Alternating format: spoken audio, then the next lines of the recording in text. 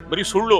ಕಾಂಗ್ರೆಸ್ ಬಂದಿದೆ, ಹೋಗೋ ಕಾಲ ಬಂದಿದೆ, ಅದಕ್ಕೆ ಇದಾಗ್ತಾ ಇದೆ. ಸಿದ್ದರಾಮಯ್ಯನೂ ಹೋಗ್ತಾನೆ, ಇನ್ನೇನು ಭ್ರಷ್ಟ ಅಲ್ಲ ಅದು.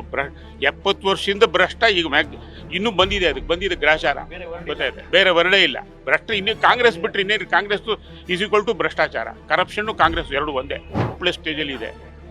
ಬರೀ ಗ್ಯಾರಂಟಿಗಳು ಹೇಳ್ಕೊಂಡು ಸುಳ್ಳು ಹೇಳ್ಕೊಂಡು ಬಂದರೂ ಗ್ಯಾರಂಟಿ ಯಾವುದು ಆಗ್ತಾ ಇಲ್ಲ. ದುಡ್ಡಿಲ್ಲ, ಯಾವುದಕ್ಕೂ ದುಡ್ಡು. ಕಾಂಗ್ರೆಸ್ ಸರ್ಕಾರ ಆರೋಪ ಮಾಡಿತ್ತು ಬಿಜೆಪಿ ಸರ್ಕಾರ 40% ಸರ್ಕಾರ ಅಂತ ಹೇಳಿ. ಲೋಕಾಯುಕ್ತ ಇವಾಗ ಕ್ಲೀನ್ ಶೀಟ್ ಕೊಟ್ಟಿದೆ. ಸೊ ಇದ್ರ ಬಗ್ಗೆ ಏನ್ ಹೇಳ್ತೀರಾ? ಏನಿದೆ, ಮುಂಚೆಯಿಂದ ಹೇಳ್ತಾ ಇದೀವಿ, ಅದೇ ಆಗಿದೆ ಅಷ್ಟೇ. ಸುಮ್ಮನೆ ಕಾಂಗ್ರೆಸ್ ಮಾಡಿದ್ದೇನಕ್ಕೆ, ಬರೀ ಸೇಡಿಗೆ ಉಸಿರ ಮಾಡಿದ್ದು. ಸರ್ಕಾರ ಇಳಿಸೋಕೆ ಮಾಡ್ತು, ಅದು ಪುರ ಆಯ್ತಲ್ಲ. ಈಗ ಎಲ್ಲ ಬರೀ ಸುಳ್ಳೆ ಅದು. ಈಗ ಮಾಡಿದ ಅಲಿಗೇಷನ್ ಸುಳ್ಳೆ. 50 ಕೋಟಿ 100 ಕೋಟಿ ಎಲ್ಲಿ ಬಂದಿದೆ? ಯಾರು 50 ಕೋಟಿ ಯಾರು ಇಟ್ಕೊಂಡಿದ್ರೆ? ಇವತ್ತು ಯಾವನು ಹೇಳೋದು 100 ಕೋಟಿ ರೂಪಾಯಿ ಎಲ್ಲಿ ಬರುತ್ತೆ? 100 ಕೋಟಿ ರೂಪಾಯಿ ಮುನ್ಸೆ ಬಿತ್ತಾನ ಅದು. ಮತ್ತೆ ಬರೀ ಸುಳ್ಳು. ಕಾಂಗ್ರೆಸ್ ಬಂದಿದೆ, ಹೋಗೋ ಕಾಲ ಬಂದಿದೆ, ಅದಕ್ಕೆ ಇದಾಗ್ತಾ ಇರೋದು. ಸಿದ್ದರಾಮಯ್ಯನೂ ಹೋಗ್ತಾನೆ, ಇನ್ನೇನು. ಹಾಗಾದ್ರೆ ಕಾಂಗ್ರೆಸ್ ಸರ್ಕಾರದವರು 40% ಸರ್ಕಾರ ಅಂತ ಸುಳ್ಳು ಹೇಳಿ ಇವಾಗ ಅಧಿಕಾರಕ್ಕೆ ಬಂದ್ರ ಅಂತ? ಹೌದು, ಅಧಿಕಾರ ಬಂದ್ರಲ್ಲ.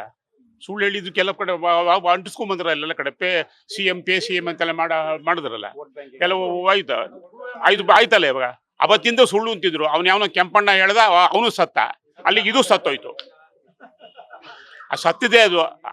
ಅವನ ಕೈಲಿ ಮಾಡಿಸಿದ್ರಿ ಇವರು. ಅದೇನು ಇರ್ಲಿಲ್ಲ.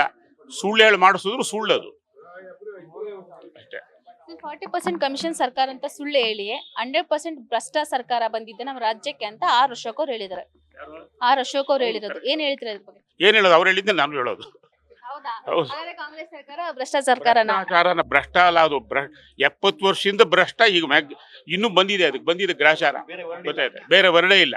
ಭ್ರಷ್ಟ ಇನ್ನೇ ಕಾಂಗ್ರೆಸ್ ಬಿಟ್ಟರೆ ಇನ್ನೇನು, ಕಾಂಗ್ರೆಸ್ ಈಸ್ ಈಕ್ವಲ್ ಟು ಭ್ರಷ್ಟಾಚಾರ. ಕರಪ್ಷನ್ನು ಕಾಂಗ್ರೆಸ್ ಎರಡು ಒಂದೇ, part and parcel, same side of the ಒಂದು ಕಾಯಿನ್ ಅಷ್ಟೇ.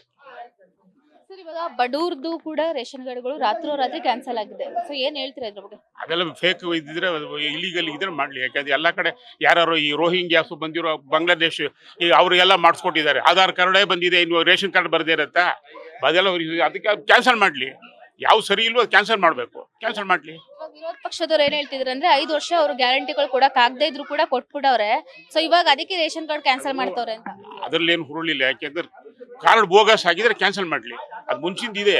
ಇವರು ಬಿಜೆಪಿ ಸರ್ಕಾರದಲ್ಲಿದ್ದು ಬೋಗಸ್ ಮಾಡಿಸ್ಕೊಂಡಿರ್ಬೋದು. ಅದನ್ನ ಕ್ಯಾನ್ಸಲ್ ಮಾಡೋದಿನ ತಪ್ಪು. ಕ್ಯಾನ್ಸಲ್ ಮಾಡಲಿ. ಯಾರಿಗೂ ಯೋಗ್ಯತೆ ಅವ್ರು ಸಿಗ್ಲಿ. ಯಾರು ನಿಜವಾದ ಬಡವರು ಅವ್ರು ಹೋಗ್ಬೇಕು, ನಿಜವಾದ ಬಡವರು ಸಿಗ್ಬೇಕು. ನಮ್ಮ ರಾಜಕೀಯದ ಸದ್ಯದ ಪರಿಸ್ಥಿತಿ ನೋಡಿದ್ರೆ ನಿಮ್ಗೆ ಏನ್ ಅನ್ಸುತ್ತೆ? ಏನ್ ಹೇಳ್ತೀರಾ? ಏನು ಅನ್ಸುತ್ತೆ? ಏನು ಇಲ್ಲ. ಹೋಪ್ಲೆಸ್ ಸ್ಟೇಜಲ್ಲಿ ಇದೆ. ಬರೀ ಗ್ಯಾರಂಟಿಗಳು ಹೇಳ್ಕೊಂಡು ಸುಳ್ಳು ಹೇಳ್ಕೊಂಡು ಬಂದ್ರು ಗ್ಯಾರಂಟಿ ಯಾವುದು ಆಗ್ತಾ ಇಲ್ಲ. ದುಡ್ಡಿಲ್ಲ, ಯಾವುದಕ್ಕೂ ದುಡ್ಡು. ಆ ಜಯನಗರದಲ್ಲೇ MLA ಕೊಡೋದಕ್ಕೆ ಏನಪ್ಪ ಇವನು ರೌಡಿಸಮ್. ಅದು ಡೆಪ್ಯೂಟಿ ಚೀಫ್ ಮಾತಾಡೋದು. ಇವನು ಮರ್ಯಾದೆ ಕೊಡ್ಬೇಕಂತ ಅವ್ನು ಗ್ಯಾರಂಟಿ. ಇವ್ರ ಅಪ್ಪನ ಮನೆ ಅದ ಅದು. ಟ್ಯಾಕ್ಸ್ ಪೇಯರ್ ದುಡ್ಡು ಅವ್ನು ಕೊಡಬೇಡವಾ? ಎಲ್ಲ ಕಾನ್ಸ್ಟಿಟ್ಯೂಷನ್ ಕೊಟ್ಟು ಅವ್ನು ಕೊಡೋದಿಲ್ಲ. ನಾನು ಕೊಡೋದಿಲ್ಲ, ನನಗೆ ಮರ್ಯಾದೆ ಕೊಡಲಿಲ್ಲ ಅಂದ್ರೆ ಇವ್ನು ಮರ್ಯಾದೆ ಕೊಡ. ಇವನು ಸರ್ಕಾರದ ಇವ್ರ ಅಪ್ಪನ ಮನೆ ಅದ. ಟ್ಯಾಕ್ಸ್ ಕಟ್ಟಿಲ್ಲ ಜಯನಗರ ಜನಗಳು. ಕೊಡಬೇಡವಾ? ಅವರು ಕೊಡ್ಬೇಕಲ್ವ? ಅದು ಇವಾಗ ಅವ್ನು ಬರ್ಬೇಕಾಗಿದ್ರೆ ಕೊಡೋದಕ್ಕೆ ನನ್ನ ಮರ್ಯಾದೆ, ಅವ್ನ ಮರ್ಯಾದೆಗೂ ಇವನು ಗ್ಯಾರಂಟಿ ಕೊಡೋಕು ಏನ್ರಿ ಸಂಬಂಧ?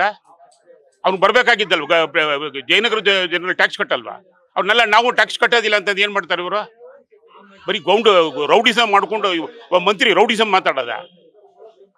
ತಪ್ಪದು.